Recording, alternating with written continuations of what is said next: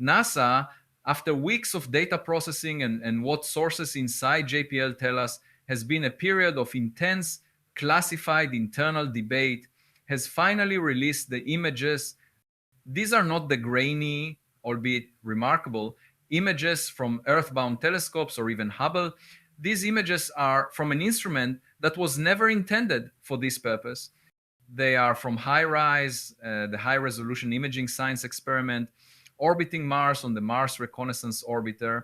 And what they show, what you are about to see, is not a comet. The data packets, which we have just received and which our own scientific advisors are now poring over, confirm the central, terrifying, and wondrous thesis of tonight's report, the so-called anti-tail of 3I. Atlas is not a simple plume of dust. In the clinical, precise sub-meter resolution of the most powerful camera ever sent to another world, we can see structure. It is complex, it is geometric, and it looks, for lack of a better or more accurate word, utterly alien. This is no longer a matter of academic debate, of dueling theories between public intellectuals. This is data. This is an image. And it suggests that what has entered our solar system is not just a messenger from another star, but perhaps a message in itself, or something far more profound. The interstellar context, a debate between reason and anomaly. Before we show you the images that will undoubtedly define this century, we must understand the context. You need to know why this moment is so critical. For 5 years, ever since the discovery of Oumuamua and then 2I, Borisov, we've become accustomed to the idea that our solar system is not a closed system. Objects from the interstellar void, we've learned, pass through our neighborhood. 3I. Atlas, discovered only this past summer by the Asteroid Terrestrial Impact Last Alert System, was at first just another one of these visitors. A fascinating point of light, to be sure, but a natural one. It was following a hyperbolic trajectory, meaning it came from the void and is destined to return to it. It was moving at an incredible velocity, a speed it could not have acquired just by falling in from the Oort cloud, that distant sphere of comets that theoretically surrounds us. No, this object was truly from elsewhere. As it approached the sun, it behaved mostly like a comet. It began to outgas, it developed a coma, a fuzzy halo of gas and dust, and a tail pushed away by the solar wind. But then the anomalies began. We've been reporting on them. First, the brightness. It flared in ways that we couldn't quite model. Then the non-gravitational acceleration. As it neared its closest approach to the sun, just inside the orbit of Mars, it wasn't just being pulled by the sun's gravity. It was accelerating, moving in ways that our models of cometary outgassing couldn't fully account for. This, as you know, sparked a firestorm of debate. We've brought you the voices. We've heard from prominent theorists, including Professor Avi Loeb, who immediately pointed to these anomalies as potential evidence of technology. He suggested, just as he did with Oumuamua, that this might not be a rock. He pointed to the unusual acceleration, the strange composition.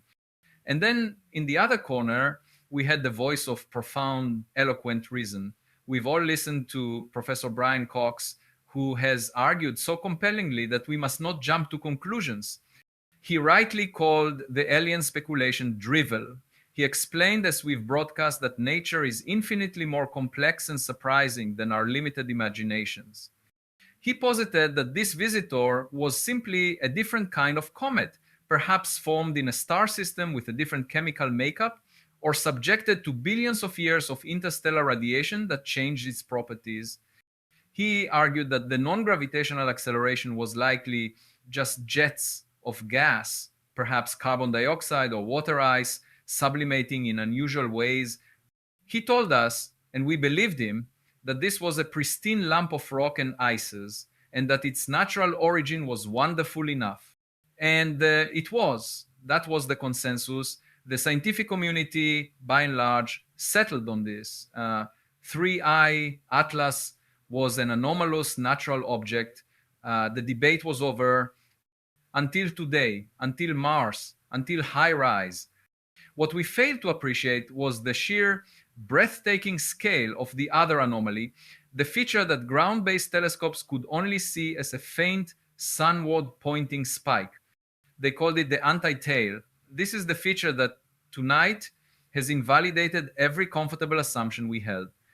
An anti-tail, as you've heard us explain, is normally an optical illusion. It's not really pointing at the sun. It's made of larger, heavier dust particles that are left behind in the comet's orbital plane. When Earth crosses that plane, we see that debris edge on, and it looks like a spike. It's a simple, elegant trick of perspective. It's perfectly natural. But what HiRISE saw was not an illusion, and it was not just dust. We now understand why NASA held this data. We understand the frantic calls our sources say have been happening between JPL, the White House, and other international space agencies, because the HiRISE team at the University of Arizona, in processing this data, found something that could not be explained by perspective or by gravity or by the simple physics of ice and dust. They found something that proves Professor Cox, for all his brilliance and all his reason, was, in this one singular instance, profoundly and completely wrong. The images are in, the drivel just became data. The speculation has just become the most terrifying and exhilarating reality of our time. To the impossible snapshot, how HiRISE captured, the anomaly captured, to grasp the magnitude of what we're about to show you, you must first understand the sheer blinding impossibility of the photograph itself. This image should not exist. The instrument, HiRISE, is not a deep space telescope. It's an instrument of geology, of planetary science. It is attached to the Mars Reconnaissance Orbiter, and its job, which it has performed flawlessly for nearly 2 decades, is to look down. It looks at Mars, it images craters, dunes, dried up riverbeds, and avalanche paths in astonishing 30 centimeter per pixel detail. It is the eye that has allowed us to walk the surface of the red planet from orbit. It was not designed to look up or out, but as 3I Atlas made its closest approach to the sun, it also passed within 29 million kilometers of Mars. This was a detail noted by astronomers, as we reported at the time. It was a cosmic coincidence. Sources at JPL now confirm that a radical high-risk proposal was submitted by the HiRISE science team, led by the University of Arizona. The proposal to pivot the entire Mars Reconnaissance Orbiter spacecraft, a multi-billion-dollar asset, away from its primary mission, away from Mars, and point it at the faint, speeding interstellar object. This was an extraordinary gamble. MRO is not a nimble spacecraft. Pointing its 0.5 meter primary mirror at a fast-moving, non-planetary target is a navigational and engineering nightmare. The HiRISE camera is designed to take images using a push broom method, where it builds an image strip by strip as the orbiter flies over the Martian surface. To image a distant comet, it would have to perform a complex, sweeping maneuver, tracking the object perfectly against the black of space, all while moving at over 3 kilometers per second. A tiny error in timing, a miscalculation in the comet's predicted position, would result in nothing but a black, empty frame. We've learned that this maneuver was executed on October 3rd, 2025. It was a clandestine operation, not released to the public because the chances of failure were so high. For weeks, the data packets, all 28 gigabits of them, trickled back to Earth, relayed through the deep space network. Then came the processing. The raw data had to be calibrated, the jitter from the spacecraft's motion had to be removed, and the faint signal of the comet had to be amplified from the noise of the cosmos. What the team at the Lunar and Planetary Laboratory found, we are told, sent a shockwave through the institution. The initial images were so bizarre that they were first assumed to be an instrument error, a sensor flaw, a data processing artifact. They ran simulations, they checked the calibrations, they re-downloaded the telemetry. Every test came back with the same conclusion. The images were real, the data was accurate. And so NASA was faced with a choice. How do you tell the world that the most reasonable scientific explanation for the visitor in our solar system is wrong? How do you release an image that, by its very existence, seems to validate the wildest speculation? They chose today. And now we are showing you what you are looking at now on your screen.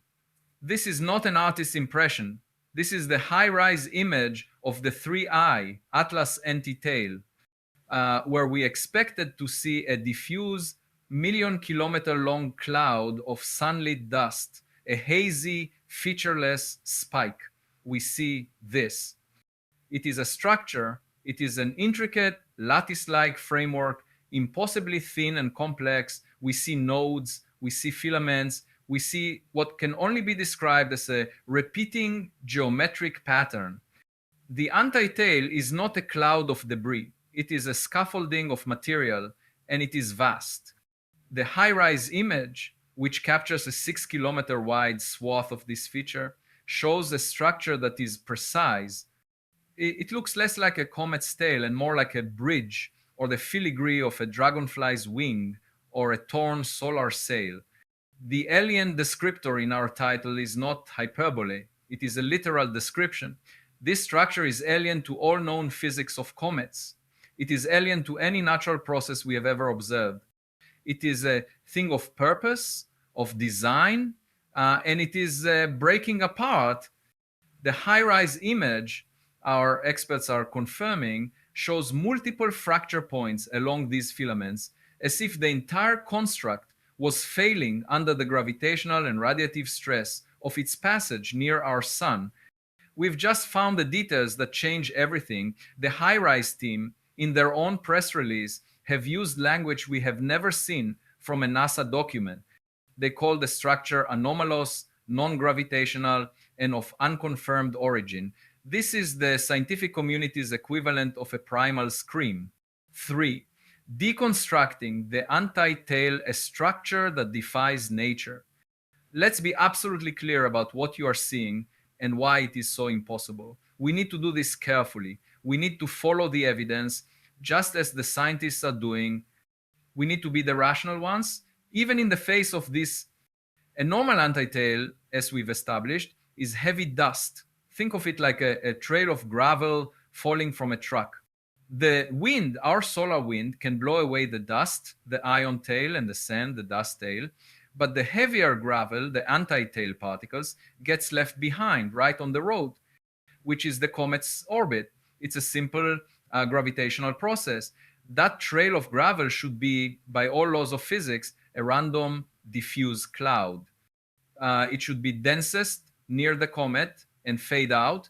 It should, when seen from the side, have no internal structure whatsoever. It is a plume. The HiRISE image, which we are now magnifying, look at this. This is not a plume. This is a truss.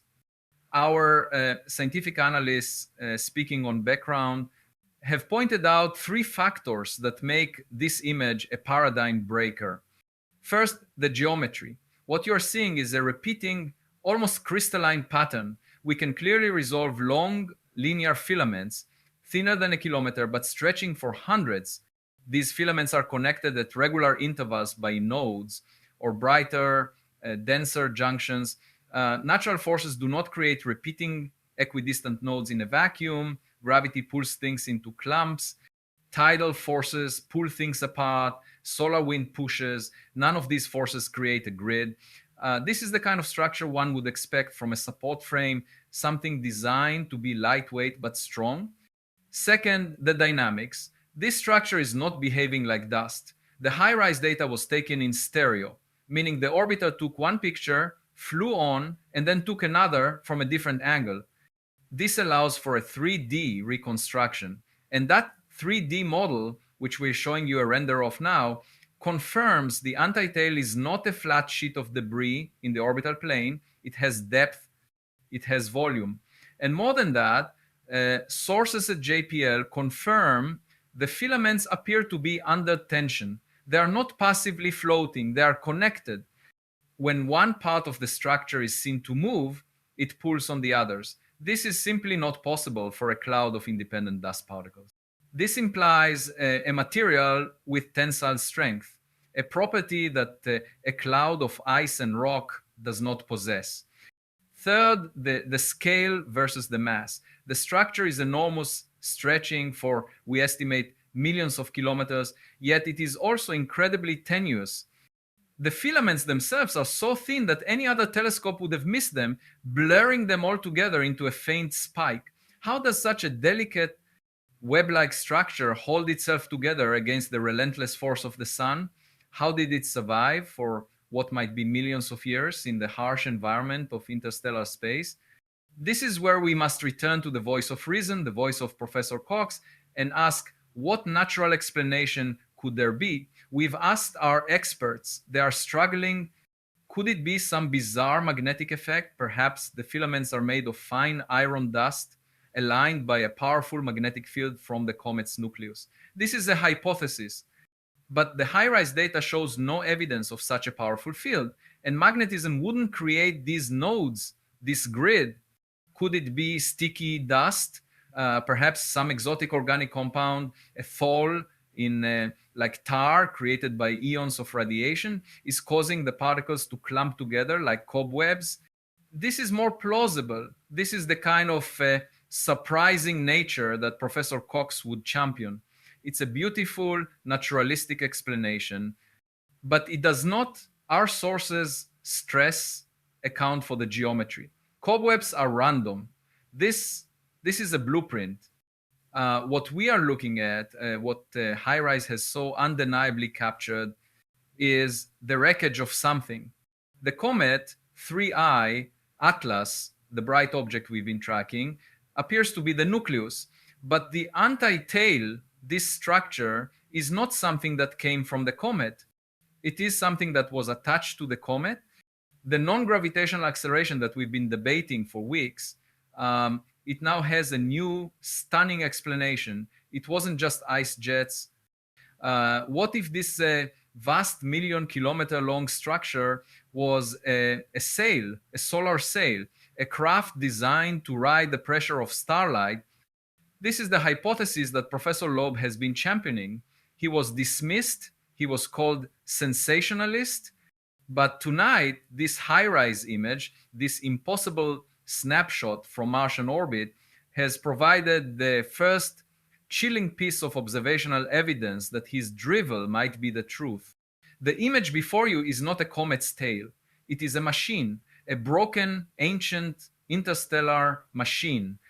And it has been coasting, dead, through the galaxy until it fell into our star's embrace. 4.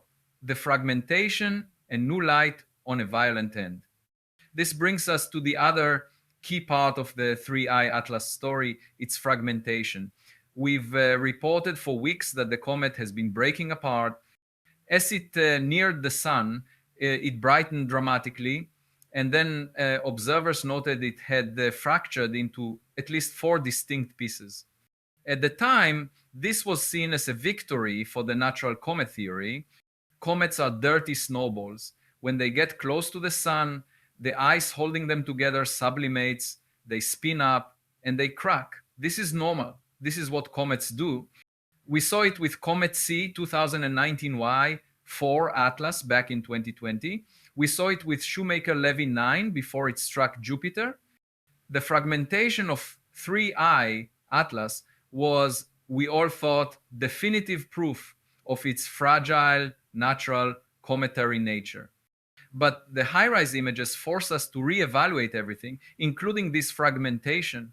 Look again at the structure. Look at the fracture points. The data from HiRISE is not just an image. It is a story of a catastrophic failure in progress. The anti-tail, this vast gossamer engine, is what appears to be breaking. The fragments that we see from Earth, The objects we thought were the comet's nucleus breaking apart, they are not. We have received confirmation from astronomers who have reprocessed their own data in light of the HiRISE release. The new hypothesis is this: the four main fragments, they are the nodes. What we are seeing is not a snowball dissolving, we are seeing a structure failing. The comet itself, the nucleus, is just one component. The other fragments are the primary junctions of this vast skeletal machine snapping under the immense gravitational and thermal load. Imagine a bridge in an earthquake. The bridge doesn't dissolve. The main support towers snap, the cables part. This is what we are witnessing. The nucleus of 3I, Atlas, is one anchor point, and the fragments we're tracking are the other anchor points of this thing breaking away. This completely changes the narrative. The object didn't fragment because it was a weak, icy snowball. It fragmented because it was a complex physical structure that was pushed beyond its engineered limits. Our sun did not melt it. Our sun broke it. This also explains the non-gravitational acceleration. It wasn't random jets. It was the sail. As the structure ripped and tore, the pressure of sunlight and the solar wind would have acted on it unevenly, pushing the entire massive complex around like a ship with a torn sail in a gale. The non-gravitational forces were never from cometary jets. They were the last chaotic twitches of a derelict spacecraft as our star tore it to pieces. We've found the details, and the details are painting a picture that is almost too immense to comprehend. We're not just observing a comet, we are performing a post-mortem on an interstellar artifact. We are, in real time, watching a billion-year-old piece of technology die. The implications are staggering. We are no longer just looking at a visitor, we are looking at a vessel. We have to ask the questions, the Brian Cox questions, the big questions. What is this? Who built it? And most importantly, was it ever crewed? This is where the HiRISE data becomes even more chilling, because HiRISE isn't just a black and white camera. It has color filters, it has a spectrometer, it can tell us what things are made of. 5. The spectrometer's verdict, a composition that baffles science. This is the part of the report that we must warn you, moves from the incredible to the definitive. The images are shocking, but the spectroscopic data, which we are just now receiving the first analysis of, is the nail in the coffin of the natural theory. As we've said, HiRISE observes in 3 color bands, blue, green, red, and near-infrared, near. This allows scientists to create a spectral profile of the material it's looking at, different minerals, different ices, different metals. They all reflect light in a unique, characteristic way. It's a chemical fingerprint. The team at the University of Arizona pointed this spectrometer at the filaments, at the nodes, at the grid. They were expecting to see the fingerprint of water ice or carbon dioxide ice, or perhaps complex carbon molecules, the tholins we mentioned earlier. This would be the sticky dust that could, in some exotic way, form these structures. That is not what they found. The primary spectral signature of the filaments, the long, thin strands of this object, is not ice. Our sources confirm, in a briefing that is still ongoing, that the spectral profile is a match for refined metals. Let me repeat that. The HiRISE spectrometer, the most powerful instrument of its kind in deep space, has detected the clear, unambiguous spectral fingerprints of processed metallic alloys. We are told the primary component is an aluminum-titanium alloy, materials we use in our own aerospace industry for their lightness and strength. This is not something nature makes. You do not find aluminum-titanium alloys in comets. You do not find them in asteroids. You find them in rockets. You find them in satellites. You find them in machines. The filaments, the cobwebs, are metal. They are wires. They are a superstructure. But that is not the most shocking part. The spectrometer was also aimed at the nodes, the brighter junctions where the filaments meet. Here, the data is even more bizarre. The signature is not metallic. It is according to the preliminary report, a complex shielded ceramic. And from within that ceramic shielding, the instruments detected something else, a faint but statistically significant signature in the near infrared spectrum. That signature is a chemical disequilibrium. It's the signature of complex carbon based molecules, but not the simple ones like methane or ethane. We are talking about polymers, complex organic chains. And according to one source, who we cannot name, the disequilibrium suggests the presence of waste heat. This is the moment where we must be incredibly soberly careful. This is the very edge of our knowledge. But the implication, and it is an implication that is being openly discussed at NASA right now, is that the nodes are not just junctions. They may be power sources or computers or, and this is the leap that takes our breath away, habitation modules, the organic signatures, and the waste heat. It is the signature of something active, or at least something that was active until our sun's gravity tore it apart. The comet 3I, Atlas, which we've been debating, the object Professor Cox called a lump of rock and ices, is a Trojan horse.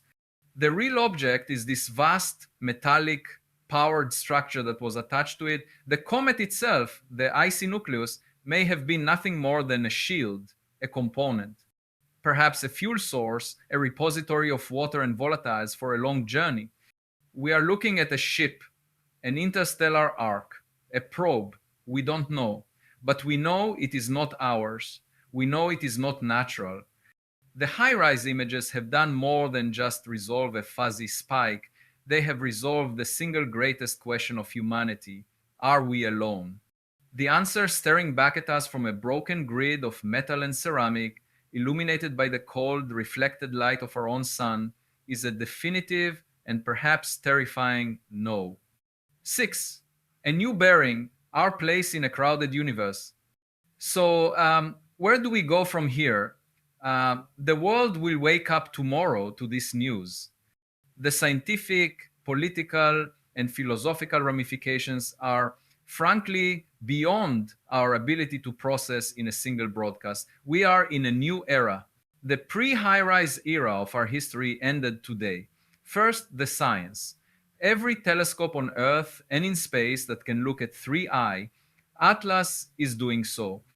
The data from Hubble, from Webb, from the ground-based observatories, it is all being reanalyzed. What we thought was noise in the data is now being hunted for signal. The fragmentation of the object is no longer an endpoint, it is a dissection. We are watching a piece of alien technology come apart, and every piece is a clue. We are, in effect, performing remote control archaeology on a 9 million kilometer distant artifact. The object is now moving away from us. It is speeding back out into the void. We have a limited time. This is a race. We have to learn everything we can before it is once again just a fading point of light, taking its secrets with it. Second, the political, we can confirm that emergency sessions are being held at the United Nations. The Outer Space Treaty, our guiding document for space, is based on the assumption that we are the only actors. That is now obsolete.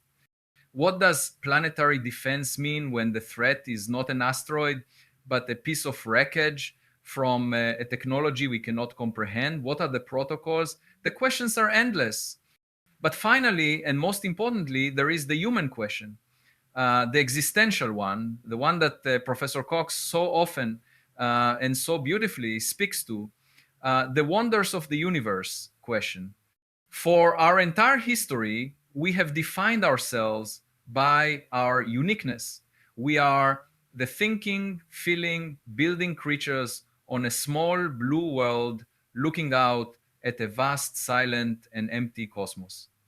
That silence, that emptiness was part of our identity. It made us special. Tonight, the silence is broken. The universe is not empty. It is, or at least it was, populated. Someone or something built a machine capable of crossing the gulf between the stars, They built it out of titanium and aluminum. They powered it and they sent it either on purpose or by accident into our front yard. This changes our perspective on everything. It's not just about aliens in the sense of science fiction, it's about us. It means that the laws of physics, which gave rise to us, also gave rise to them. It means that intelligence, that technology, is not a miracle that happened only once. It is a natural consequence of a living universe. We have, in a sense, grown up. We are no longer the only child in this vast cosmic home. We've just received a data packet from Mars showing us the wreckage of an older sibling. We've been searching for meaning in the stars. We've been looking for our place in the cosmos. Tonight, the cosmos has answered back. The HiRISE camera, an instrument built to search for water on Mars, has found the defining artifact of human history. And now, as we fill in the silence with questions, theories, and wonder, we realize that this moment is not a conclusion. It is an awakening, not the cinematic revelation of an alien ship hovering above our cities, not the dramatic landing on the White House lawn, not the messages carved into crop fields or whispered across radio static. No, it is instead the quiet, almost understated unveiling of a truth we were always destined to confront. The universe is older than us, richer than us, and far more creative than we ever imagined. And somewhere out there, across unimaginable distances and epochs, others also wandered, built, explored, reached outward. Others also confronted the void and refused to remain still. The implications of that realization will not settle in gently. They will cascade through every field, every discipline, every belief system. Astronomers will have to ask how common such objects truly are. Engineers will wonder how a craft built with metals we understand managed to survive interstellar travel. Biologists will ask what kind of life produces such machines. Philosophers will question the narrative of human exceptionalism that has shaped our cultures for millennia, and religious leaders will grapple with the possibility that creation did not begin and end with us. In a sense, humanity will be forced to redraw its mental map of existence, the same way ancient civilizations once redrew theirs when they discovered new continents, new oceans, new skies populated with worlds they never knew existed. In laboratories tonight, the atmosphere is electric. Researchers who have spent their entire careers peering into the quiet vastness of space are now confronted with the most extraordinary dataset ever captured. They are pulling spectrographic signatures apart line by line, arguing over microvariations in reflectivity, hunting for manufacturing patterns no natural rock could produce. Some are analyzing the rotational dynamics of the fragments, trying to determine whether the disintegration was chaotic or controlled. Others are running simulations to reconstruct what the object might have once looked like, how it traveled, how it decelerated, if it decelerated at all, and what forces acted upon it over its long journey. Hours ago, these scientists were simply people doing their jobs. Now, they are the first interpreters of an alien artifact. Their notes will be studied for centuries. Their late-night hypotheses will be dissected in textbooks. And somewhere inside every one of them, beneath the professionalism and the focus, burns a small flame of childlike wonder. The exquisite realization that they are among the first humans in history to read the fingerprints of another intelligence. Meanwhile, in homes around the world, millions of people sit wide-eyed in front of televisions, laptops, and phones. Families gather in living rooms, much as earlier generations gathered during moon landings, world wars, and monumental elections. But this moment feels different. It feels bigger, heavier, stranger. There is fear, yes, because the unknown always brings fear, but there is also awe. There is the shared understanding that something fundamental has shifted, something ancient and deeply rooted in our species' psychology. The certainty of solitude has cracked open. Parents struggle to explain this event to their children. How do you tell a child who grew up with cartoons about friendly green aliens or blockbuster movies about extraterrestrial invasions that real alien technology may have just brushed past our solar system? How do you balance the truth with reassurance? How do you offer comfort when you yourself are trembling with the magnitude of it all? Children, on the other hand, absorb it with an ease. Adults can only envy. To them, the universe has always been vast and magical. They have always imagined strange worlds and impossible machines. For them, the revelation that aliens might be real feels less like a shock and more like the long awaited completion of a story they instinctively felt was unfinished. The adults are the ones who must dismantle carefully constructed mental frameworks. The children simply expand theirs.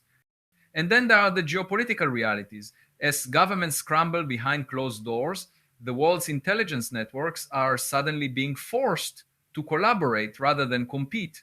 No nation can claim this discovery alone. No military can weaponize it without understanding it. No political bloc can spin it for long before the shared weight of the evidence collapses their narratives. Even nations that rarely speak to each other are now exchanging raw data packets, telescope logs, transmission records. For once, secrecy has become a liability, not an asset. No country wants to be the only one without the full picture because the stakes are too high, too transformative. There will be arguments, of course, conflicts of interpretation, territorial posturing, committees forming within committees. But at the heart of it, every leader knows the same truth. Whatever built this object is not concerned with our borders, our rivalries, our ideologies. Whatever intelligence crafted that titanium aluminum shell did so with a knowledge of physics we have yet to attain and a purpose we cannot yet decipher. And the moment we view this event through the narrow lens of national interest, we diminish the one chance we have to understand something greater than ourselves. Somewhere in the background of all this, a quieter but equally profound revolution is unfolding. Artists, poets, writers, filmmakers, those who have long speculated about other civilizations now find that the boundaries of imagination have shifted. A single photograph from Mars has redrawn the artistic landscape. Paintings will change, stories will change, music will change. Human creativity feeds on mystery, and tonight we have been given the greatest mystery of all. One can already imagine the future exhibitions, the future novels, the symphonies inspired by the moment humanity glimpsed the wreckage of a machine from beyond the stars. And while the world processes somewhere out there, the object continues on its path, tumbling gently into darkness. It is now both closer to us than any alien artifact has ever been, and further beyond our reach than anything we can hope to chase. We are unlikely to intercept it. We are unlikely to learn its full story. But we have glimpsed enough to know that it had one. It is a messenger without a message, a relic without context, a puzzle without its missing pieces. And yet, even in its silence, it tells us more than we were prepared to hear. Perhaps the most profound shift will come from the confrontation with time itself. The object may be millions of years old. It may have been traveling long before the first humans walked upright, long before Earth cooled enough to host life, long before the elements that make up our bodies existed inside ancient dying stars. To touch an alien artifact is to touch deep time, cosmic time, a scale at which our entire civilization, from the pyramids to the internet, is no more than a flicker. And yet, despite that insignificance, we now know we are part of a larger narrative. Intelligence is not a local anomaly, it is a cosmic phenomenon. As the hours pass, as the world slowly transitions from shock to analysis, another question begins to take shape. Not, are we alone? For that question, at least in spirit, has been answered. But what comes next? Humanity now stands on a threshold. We will never again think about ourselves the same way. The desire to explore, to reach outward, will intensify. For some, this will be a calling. For others, a fear. Some will demand answers, demand contact, demand meaning. Others will retreat inward, overwhelmed by the enormity of the universe's response. But whether we face this moment with courage or caution, whether we expand into the stars or remain grounded on our small world, one truth will endure. We now know for certain that intelligence is not confined to Earth. We share the universe with others, others who may be long gone, others who may still exist, others who may one day discover the wreckage of our machines drifting through their skies.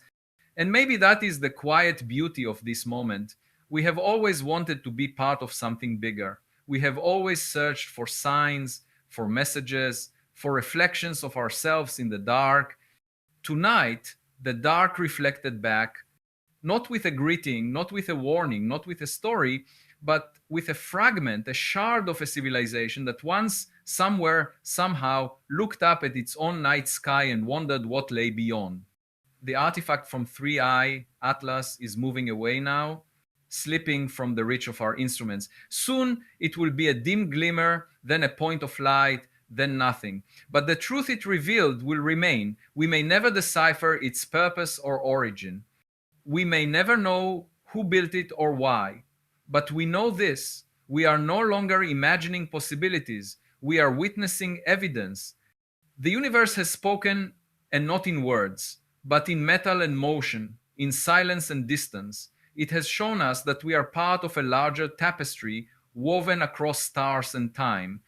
The HiRISE camera, in doing something mundane, taking a photograph of the Martian surface, accidentally lifted the veil on our cosmic loneliness.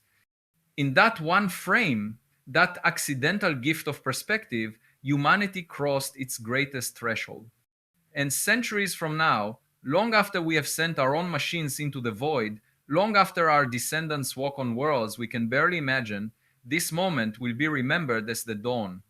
The moment the universe stopped being a question and became a conversation, the moment we realized that the story of life does not begin and end on Earth, the moment the silence ended and the stars grew suddenly, overwhelmingly, impossibly alive,